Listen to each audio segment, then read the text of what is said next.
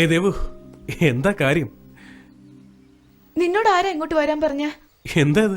എന്നോട് വരാൻ പറഞ്ഞിട്ട് എന്തിനാ വന്നേന്നോ? നിനക്കല്ലേ എന്നോട് സ്നേഹമില്ലാത്തത്? ആരാ പറഞ്ഞ? ഞാൻ നാട്ടിലേക്ക് പോണെന്ന് പറഞ്ഞപ്പോ അതിനെന്താന്ന് ചോദിച്ചില്ലേ?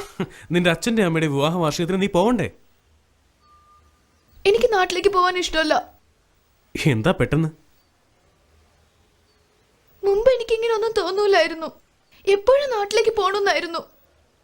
പക്ഷെ ഇപ്പൊ എനിക്ക് ഇവിടുന്ന് പോവാൻ കഴിയുന്നില്ല. നിന്നെ തനിച്ചാക്കാൻ എനിക്ക് വയ്യ. മൊത്തം പ്രശ്നമായല്ലോ. ഒരുപക്ഷെ നിനക്കും എന്നെ ഇഷ്ടമായിട്ടുണ്ടാവോ?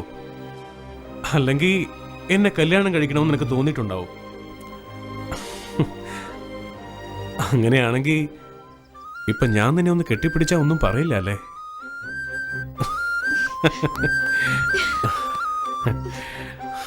ഇനി എന്താ നടക്ക? ചേച്ചേ, നോട്ടി ഗേൾ, നീ എന്താ പറഞ്ഞേ? എന്റെ വീട്ടിൽ എങ്ങനെ പറയുന്ന ചോദിച്ച?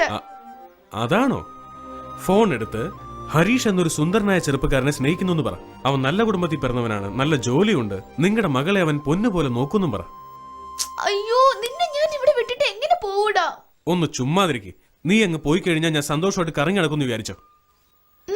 ഞാനില്ലാതെ നീ ഫ്ലൈറ്റിൽ കയറില്ല മോളെ. യു സീ, ഞാൻ നിന്റെ കൂടെ നാട്ടിലേക്ക് വരാം. നിന്റെ അച്ഛനും അമ്മയും കണ്ട് എല്ലാ കാര്യങ്ങളും പറഞ്ഞുറപ്പിച്ച് കല്യാണം കഴിഞ്ഞ് നമുക്ക് ഒരുമിച്ച് തിരിച്ചു വരാം. So simple, അല്ലേ?